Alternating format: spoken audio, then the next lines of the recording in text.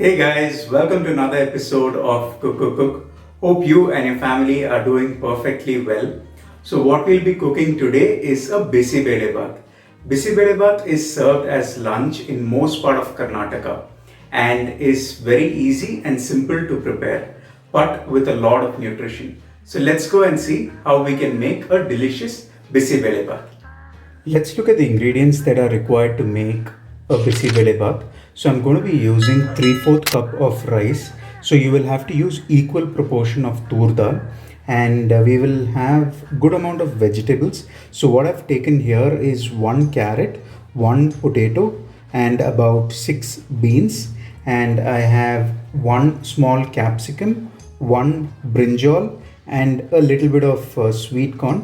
You could replace sweet corn with green peas, and I have two mid-size onions roughly chopped, and I have a little bit of cashew, say about 10 cashew that I've split into two, and a little bit of curry leaves, a little bit of coriander leaves, and we would require the pulp of tamarind. So this is soaked in hot water for some time and squeezed out, and we would require about 3 to 4 tablespoons of ghee, and we have a homemade Bisibelebath powder, along with which we will also be using a little bit of hing.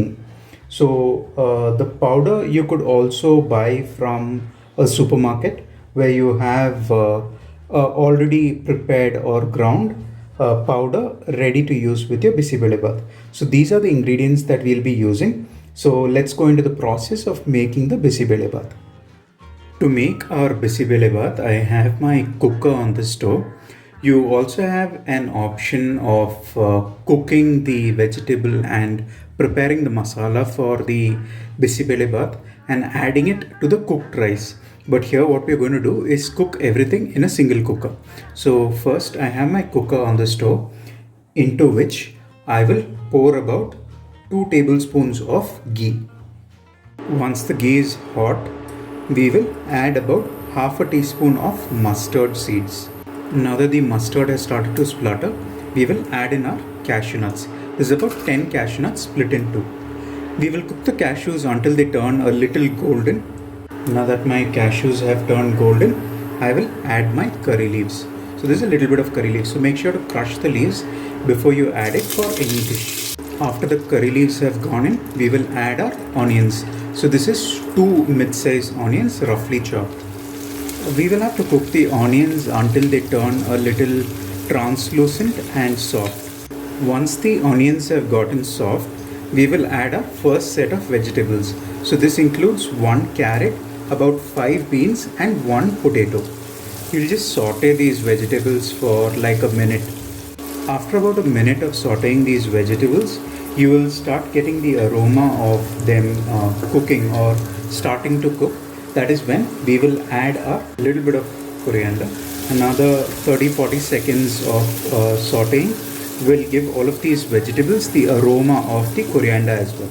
After the coriander is mixed well into the vegetables, now we will add our second set of vegetables, which include 1 brinjal, 1 capsicum, and few sweet corn. So you could use green peas instead of sweet corn, and capsicum not too much. I just had a small capsicum that I used with this. Let's mix all of them well, and now I will add a teaspoon of salt, and after a minute of sauteing all of these vegetables, we will add our Bisibelebath powder.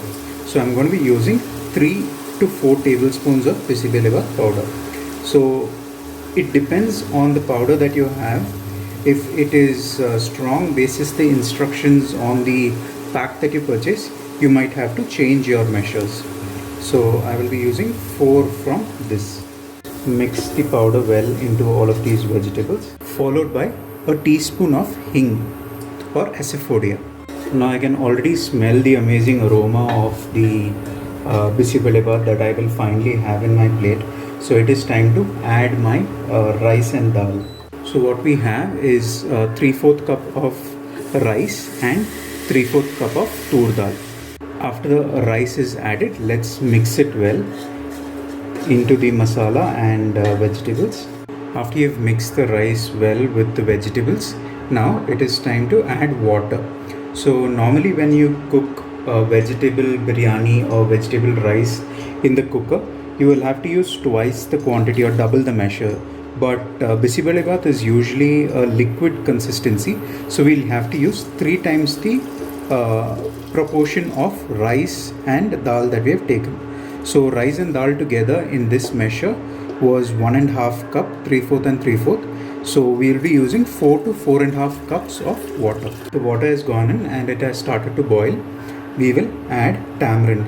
We'll add about 4 to 5 tablespoons of this. We will let the water come to a boil before we can check the flavor of this. After you check the flavor and ensure that you have sufficient salt, spice, or you would want to alter any of it, can be done now, because once you cook it or once it's already cooked, you might not be able to change the flavor too much. So just check for salt, and if it requires more spice, make sure to add some more of the masala that you have. Once you have checked the flavor and are convinced with it, we can close the cooker and cook it for 3 minutes. Our Bisibelebath has cooked in the cooker for the last 3 minutes. So 3 minutes is after the first whistle. So the steam has gone. So let's open it up. It's cooked well, just that we would require more water. So I'll add another cup of water, but make sure to add hot water at this phase and not cold.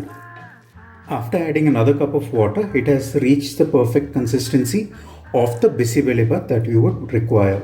So I will just top this with another 2 tablespoons of ghee and mix it well into the Bisibelebath.